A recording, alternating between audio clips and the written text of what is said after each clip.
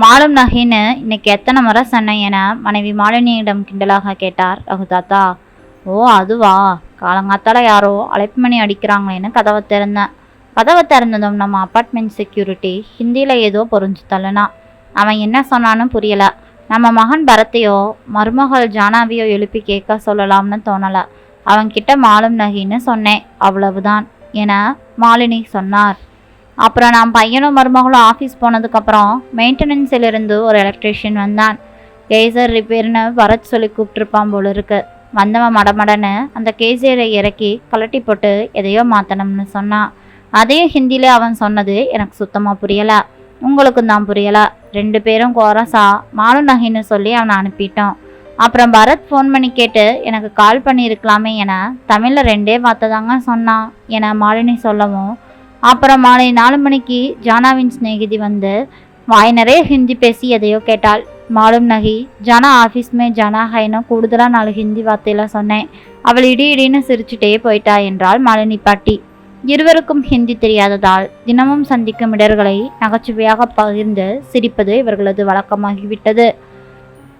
தமிழ்நாட்டு எல்லையில் இருக்கும் பெங்களூருவில் 8 நாளுக்கு என்ற விகிதத்தில் தலைமர்கள் உள்ளனர். இருப்பினும் எங்கும் எவரும் ஹிந்தி பேசுவதால் அந்த காலத்து இருமொழி பாடத்திட்டத்தில் பகிடித்த ரகு தாத்தா மாலினி பாட்டிக்கு ஹிந்தியில் மாலும் நகி என்ற 2 வார்த்தைகளை விட்டால் வேறு கதி நகி என்று விட்டிருந்தது. தேன் வந்து பாயும் செந்தமிழ்நாட்டிலிருந்து தன் மகன் மருமகளுடன் பெங்களூருவுக்கு குடிபெயர்ந்து வந்த இந்த 4 ஆண்டுகளாக ஹிந்தி அறியாமல் இங்கு வந்து மாட்டிக்கொண்டமே என அள வைத்து சிரிப்பு மூட்டி கொண்டிருந்தது. காலையில் தொப்பையும் தொந்தியுமாக வாக்கிங் போகும் அனைவரது வாக்கிங்கிலிருந்தும் வரும் மொழியாக ஹிந்தியே வலம் வரும். இவர்களின் நடுவே நடந்து வரும் ரகு தாத்தாவுக்கு சங்கடமாக இருக்கும். அதன் பின் சந்திக்க நேரும் பால்காரன், பேப்பர்காரன், பூக்காரன், கொரியர், வீட்டு குப்பைகளை அள்ளி செல்பவன் என அத்தனை பேரிடமும் மாலும் நகி என்ற 2 வார்த்தைகளை மட்டும் வைத்து இருவரும் குப்பை கொட்டி கொண்டிருந்தனர். ஆனாலும் முழு நேரமாக வீட்டிலேயே இருந்து தன் 2 வயது பேரனை பராமரிக்கும் பஞ்சாபி நாணியிடம் அளவளவான குறைந்தபட்ச அளவு ஹிந்தி அறியவாவது தேவையாக இருந்தது. தன் பேரனின் மழலையே ஹிந்தியாக மடைமாற்றி விடுவாளோ என்ற அச்சத்தில் அந்த பஞ்சாபி ஆயாவை நிறுத்த சொல்லி பேரனின் சொந்த ஆயாவாக அந்த பணியை மாலினி பாட்டி ஏற்க வேண்டிய நிர்பந்தம்.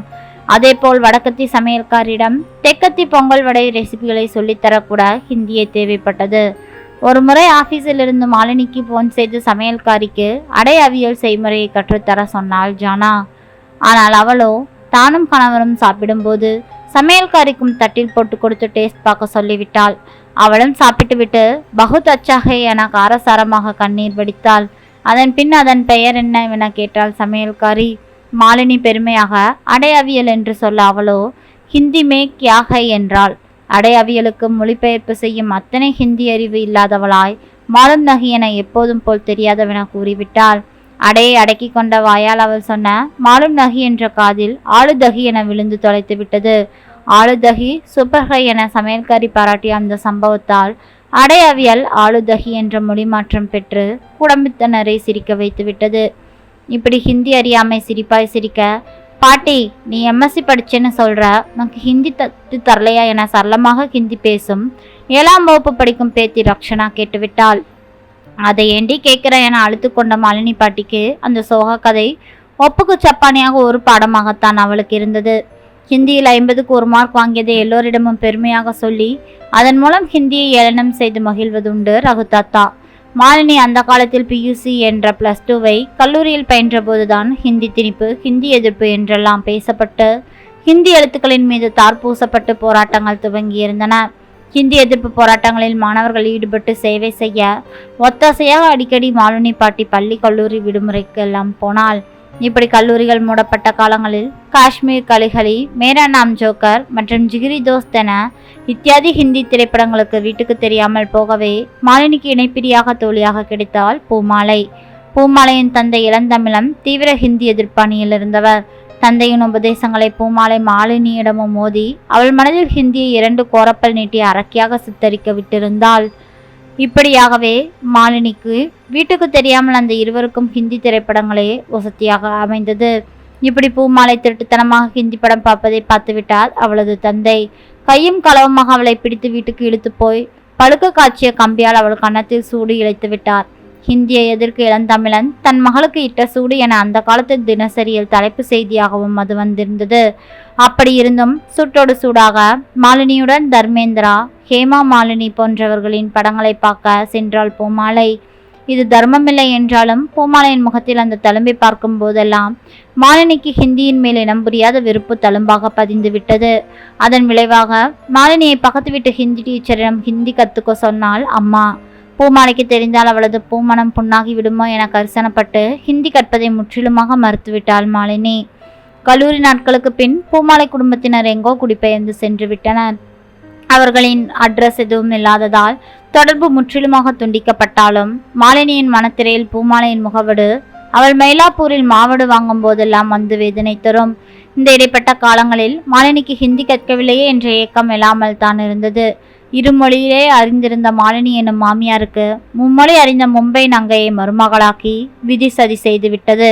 தன் தாயாருடன் மருமகள் ஜானா போனில் பேசும் போதெல்லாம் தாய்மொழியாம் தமிழில் பேசாமல் ஹிந்தியில் பேசுவதும் தன்னை பற்றி ஏதாவது தாறுமாறாக பேசுகிறாளோ என அறிய முடியாத நிலைக்கு பழிவாங்கி கொண்டிருந்தது. அடடா, ஹிந்தி கற்காமல் போனோமே என அப்பொழுது எழுந்த ஒரு துளி ஏக்கம் இப்போது இந்த பெங்களூரு வாசத்தில் எக்கச்சக்கமாக பெருகிவிட்டது. ஹிந்தி சம்பந்தமான தன் கடந்த கால நினைவுகளை பேத்தி ரக்ஷனாவிடம் சொல்லி முடித்தாள் மாலினி. பாட்டி, உனக்கு ஒரு குட் நியூஸ் தெரியுமா என்றாள். என்ன? தமிழ் தெரிஞ்ச சமையல்காரியை வைக்க சொன்னேன், அம்மா வைக்க போறாளா என ஆவலாக கேட்டாள் மாலினி. இல்ல, ஹிந்திக்காரிக்கே நீ ஹிந்தில தான் இனிமே நீ கற்றுக் கொடுக்கலாம். அதுக்காக நீ சுலபமாக ஹிந்தி கற்றுக்கிற வாய்ப்பு வந்திருக்கு. எங்கள் ஸ்கூல் ஹிந்தி மேடம் நம்ம அப்பார்ட்மெண்ட்டுக்கே போன வாரம் குடி வந்திருக்காங்க என்றாள் லக்ஷனா. அடிப்பொடி பைத்தியமே, இந்த 70 வயசுல என்னை ஹிந்தி கற்றுக்க சொல்கிறையாக்கும் என முதலில் ஏற்க மறுத்தாள் மாலினி. ஆமாம், போய் தான் முயற்சி பண்ணி பாரு. 30 நாட்களில் ஹிந்தி கற்றுத்தர புத்தகம் மாதிரி ஒரு மாதம் டியூஷனில் மாலும் நகியோடு 30-40 ஹிந்தி வார்த்தைகளை கற்றுக்கோ, முடிஞ்சால் லாபம் தானே என மகன் பரத்தும் ஊக்கமளிக்க, அந்த மதியோ இவளும் நீ மாலினி தானே என அவளும் பரஸ்பரம் ஆச்சரியப்பட்டு சந்தேகத்தை தீர்த்து கொண்டனர். எப்படி இப்படி என வியப்பு மேலிட கேட்டாள். மாலினி நிதானமாக விளக்கினாள். பூமாலை தந்தை இளந்தமிழன் தேசிய கட்சியொன்றில் இணைந்ததில் டில்லிக்கு குடும்பம் இடம்பெயர்ந்தது.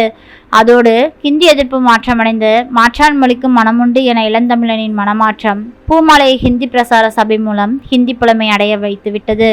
அதற்கும் மேலாக குப்தா என்ற இந்திக்காரனை காதலித்து மணப்பதற்கும் குப்தாவின் விருப்பத்திக்கிணங்க பூமாலை என்ற தமிழை புஷ்பாவாக மாறிய கதைகளையும் சொன்னாள். டில்லியில் சிபிஎஸ்இ பள்ளியில் பணிபுரிந்து கணவர் குப்தா இறந்த பின் பெண்ணுடன் பெங்களூரு வந்து இந்த 70 வயதிலும் ஹிந்தி கற்றுக் கொடுக்கும் பணியை செய்வதாக கூறி முடித்தாள் பூமாலை. ஹிந்தி கற்காமல் விட்டுவிட்ட அசடுகளான ரகுதாத்தாவும் மாலினி பாட்டியும் கெட்டிக்காரியான புஷ்பா குப்தா சொன்னவைகளை அசடு வழிய கேட்டுக்கொண்டிருந்தனர். பின் அவளிடம் ஹிந்தி கற்றுக்கொண்டனரா என்ற வாசகர்களின் கேள்விக்கு பதில் மாலும் நகி என்பதேதான். மருமகளுக்காக ஹிந்தி கற்றுக்க சென்ற மாமியார் கடைசி வரையும் ஹிந்தி கற்றுக்காமலே மாலும் நகி என்ற 2 வார்த்தைகள் இன்னும் இருக்கிறார்கள். நண்பர்களே, ஹிந்தி கற்பது எக்ஸ்ட்ரா மொழி கற்றுக்கிறதெல்லாம் தப்பில்லை. ஆனால் அந்தந்த வயசில் நம்ம கற்றுக்கிட்டோம்னா நம்ம வாழ்க்கையில் எப்போவாது கை கொடுக்கும். மொழி மட்டுமல்ல, கை தொழில்களும் தான். நன்றி. இந்த கதை பிடிச்சிருந்ததுன்னா மறக்காமல் லைக் பண்ணுங்கள், நம்ம சேனலை சப்ஸ்கிரைப் பண்ணி சப்போர்ட் பண்ணுங்கள். மீண்டும் நாளை வேறொரு கதையில் சந்திக்கலாம். நன்றி நண்பர்களே.